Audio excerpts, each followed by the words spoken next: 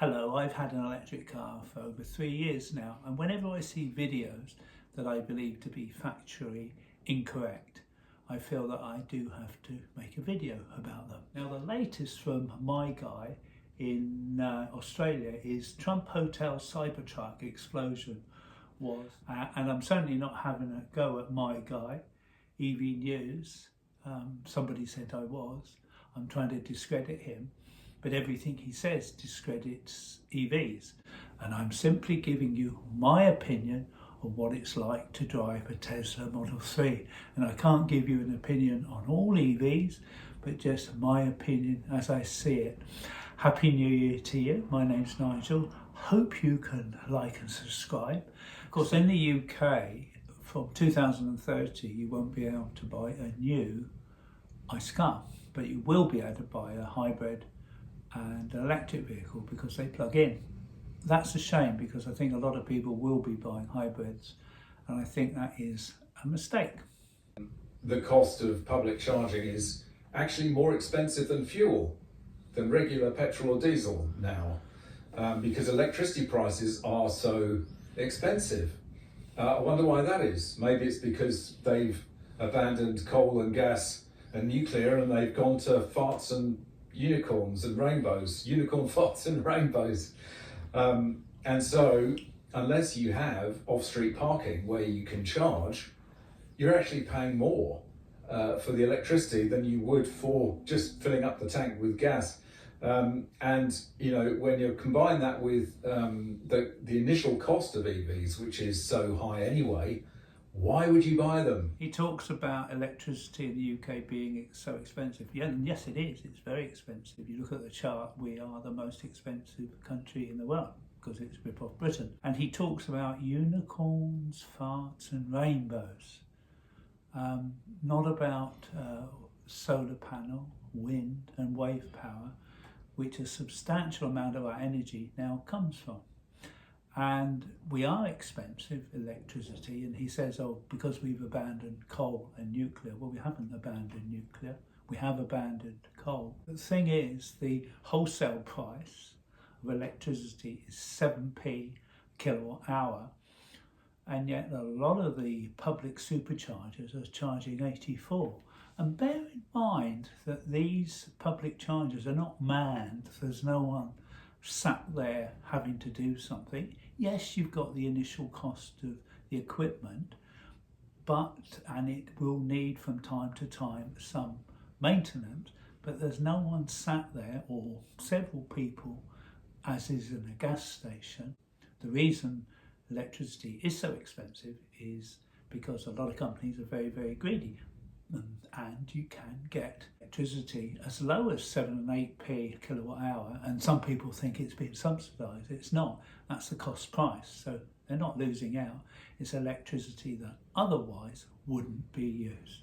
But it's just amusing to hear his take on not solar panel or wind power, it's rainbows and unicorns. He's got 100,000 views. Good for you.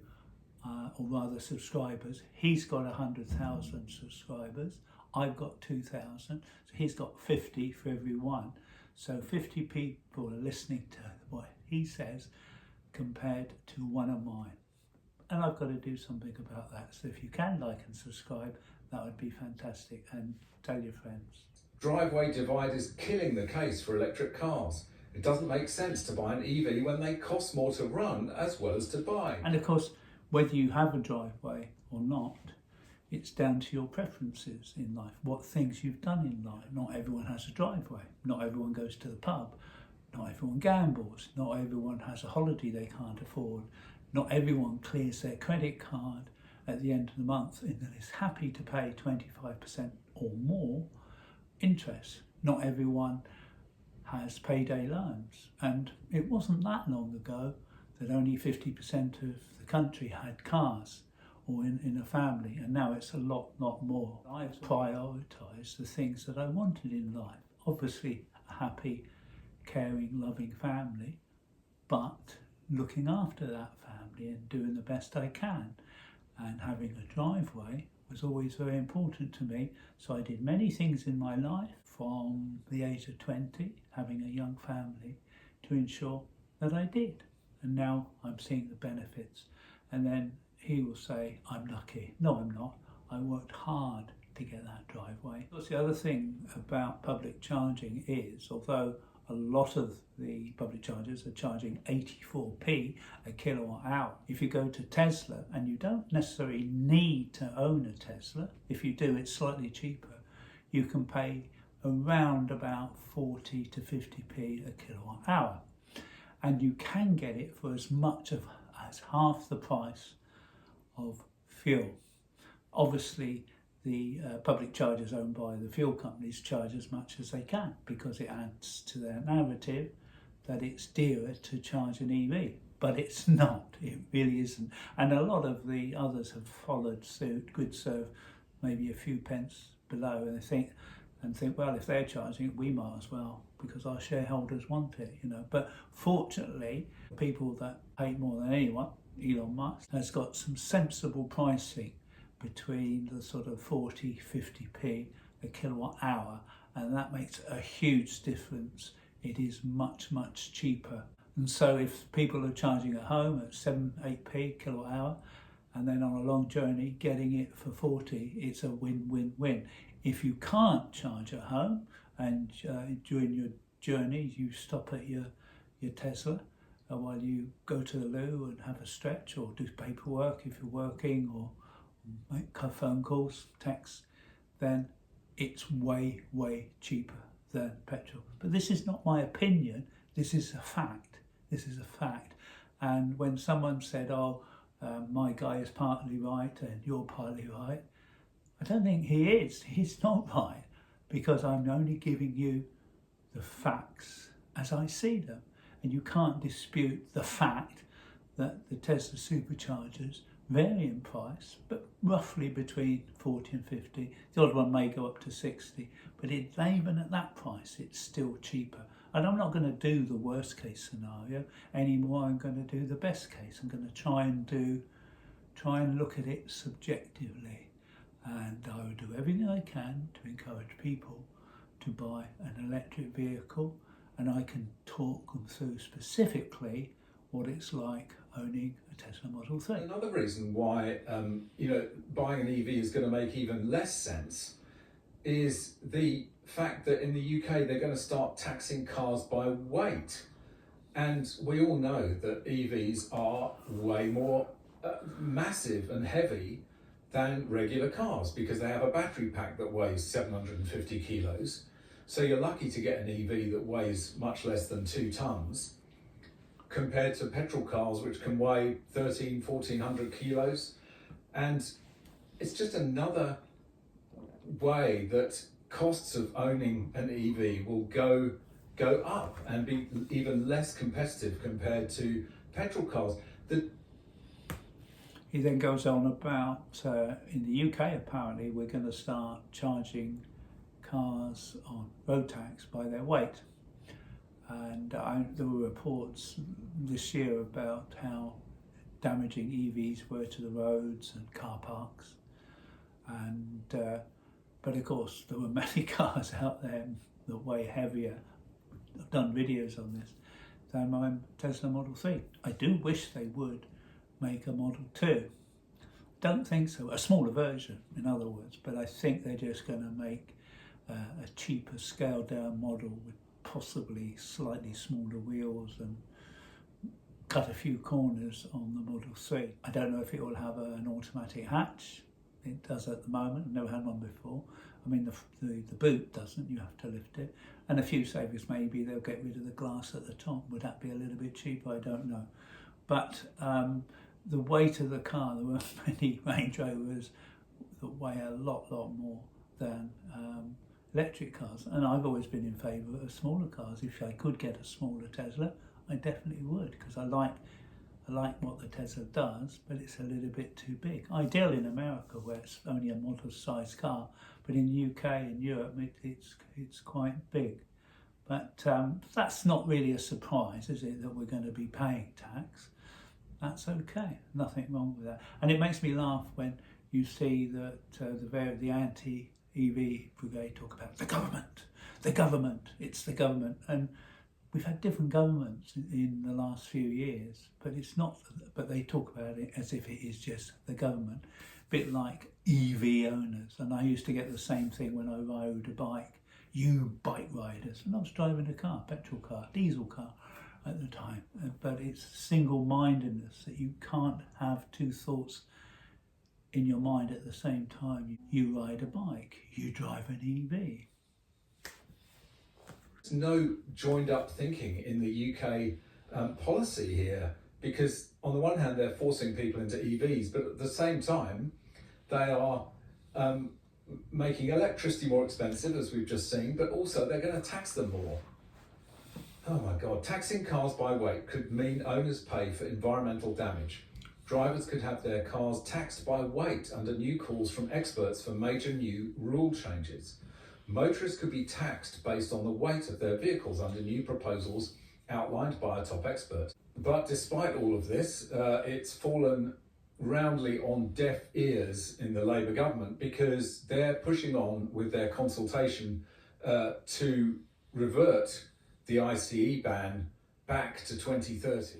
He then covers the story of Volkswagen, where 800,000 vehicles, electric vehicles that they sold, all the data of where everyone had been was available for anyone to see, and it included government ministers.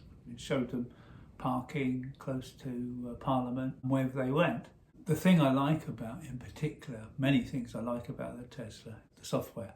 Volkswagen and all the German manufacturers, the Japanese manufacturers are great when it comes to building an engine, building a gearbox and a transmission. But an electric vehicle is mostly about the battery and the software.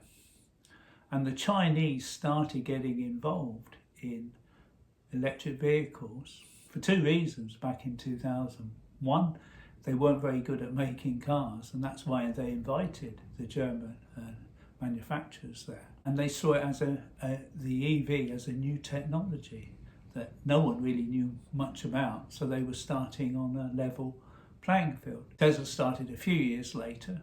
They had the Roadster. They didn't make that many.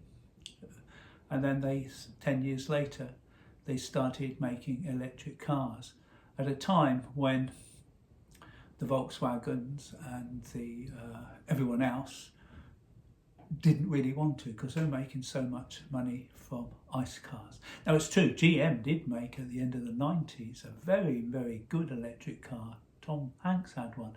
They didn't sell them, they leased them, and they realised they were so good they got them all back and scrapped them. I think a few people hid them, one or two in a museum. The point is that when people start complaining, and they will, well they are already, why are the Chinese so good? Why are they dominating battery manufacturing and electric car manufacturing? Was they started earlier when we were investing in oil fields. And even now we're investing in oil fields more than we're investing in electric vehicles. And Tesla were also very, very early, insanely early, putting in Tesla superchargers. I saw my first one, I think it was 2017. I couldn't believe why they were putting in 8 superchargers on the M6. Couldn't believe it. And I don't think I could remember ever seeing a Tesla. Well, he got that right. Though he's only charging half the price the public chargers are charging, he's still making well over $2 billion. So anyway, the case of the VW is ridiculous and really shouldn't happen. And it covers the story of a green ferry in the north of Scotland, which I haven't studied, I must admit. It's been called the green ferry, but it's not electric, but because it's been called a green ferry, there's now outrage that it's using up more emissions. So I confess I will have to have a look at this in detail and to see what's going on. And I'll come back to you on that. Story of the day.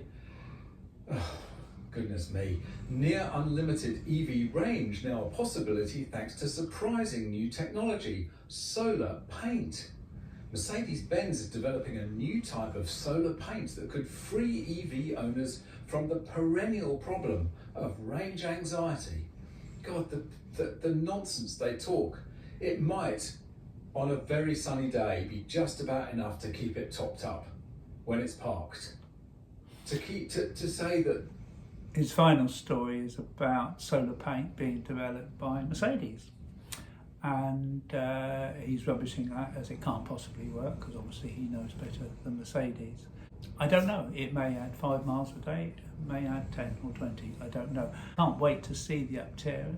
It's a fantastic car that has solar panels across it, and they're claiming 30-40 miles per day, keeping it in the sunshine, and that's fantastic. This is a variation on that, solar paint. Good to see Mercedes taking things seriously. Great to see Mercedes developing a paint. Who knows what will come of it? I don't know, but obviously it's been rubbished at a very early stage, and it's good that something like this could be something in the future. Who knows? Good that Mercedes realise that it's no good developing engines, gearboxes, transmissions. The future is electric. I'm often called a fanboy, I'm called an evangelist. I'd rather be that than living in the Ice Age. Thanks for watching me. Hope you can like and subscribe. If you're thinking of buying a Tesla, please use my link. You'll get £500 off in the UK and up to $2,000 in the US.